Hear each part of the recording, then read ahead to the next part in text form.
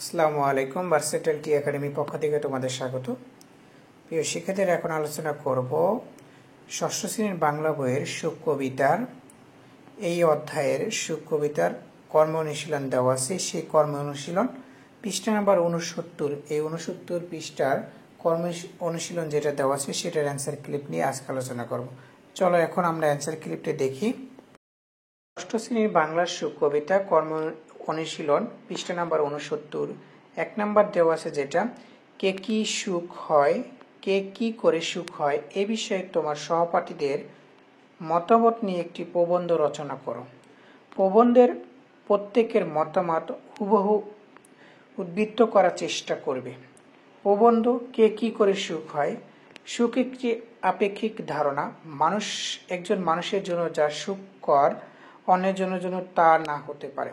আমার সহপাঠীদের মধ্যে এই বিষয় নিয়ে আলোচনা করতে গিয়ে তাদের কাছ থেকে বিভিন্ন রকমের মতামত পেয়েছি। নিচে আমি তাদের মতামতগুলো হুবহু তুলে ধরার চেষ্টা করছি। আমার বন্ধু রাহাত বলে, আমি যখন বই পড়ি তখন খুব সুখী বোধ করি। বইয়ের জগৎ আমার অন্যরকম আনন্দ দেয়। সাবিনা বলেছে, আমি আমার মাকে সাহায্য করতে পেরে খুব খুশি হই। মায়ের সুখের হাসি দেখলে আমার মন ভরে যায়। রাফি বলে, আমি ফুটবল খেলতে খুব পছন্দ করি। মাঠে বন্ধুদের সঙ্গে খেলতে নেমে আমি সত্যি সুখী হই। আয়শা বলে, যখন আমি ছবি আঁকি তখন মনে হয় আমি এক নতুন জগতে চলে গেছি। এটা আমাকে সবচেয়ে বেশি আনন্দ দেয়। আসিফ বলেছে, আমি যখন গরিব মানুষকে সাহায্য করতে পারি তখন নিজেকে অনেক বড় মনে হয়। এটা আমার কাছে সবচেয়ে বড় সুখ।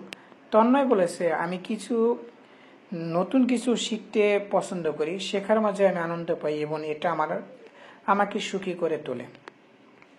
এইসব মতামত থেকে বোঝা যায় সুখের উৎস ব্যক্তি ভেদে ভিন্ন হতে পারে। কারোর জন্য তা হতে পারে খেলাধুলা, কারোর জন্য আবার সেবা করা বা সৃজনশীল কিছু করা। তবে সবার কথা একটা জিনিস স্পষ্ট, সুখ আসে মনের তৃপ্তি থেকে, তা যে কাজ হোক না কেন।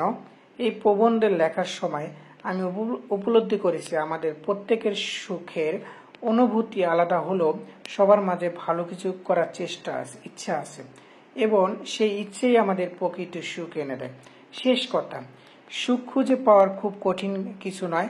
যেটা আমাদের মনকে শান্তি ও আনন্দ দেয় সেটা আমাদেরকে সুখের উৎস।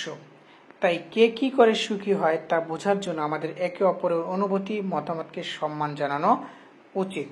প্রিয় শিক্ষার্থীরা, এই ছিল ষষ্ঠ শ্রেণীর বাংলা বইয়ের সুখ কবিতার কর্ম অনুশীলন 69 পৃষ্ঠার সমাধান। ভিডিওটি কেমন লেগেছে অবশ্যই কমেন্টের মাধ্যমে মতামত জানিয়ে দিবা। পরবর্তী ভিডিও পেতে আমাদের চ্যানেলটিকে সাবস্ক্রাইব করবে এবং পেজকে ফলো দিয়ে রাখবা।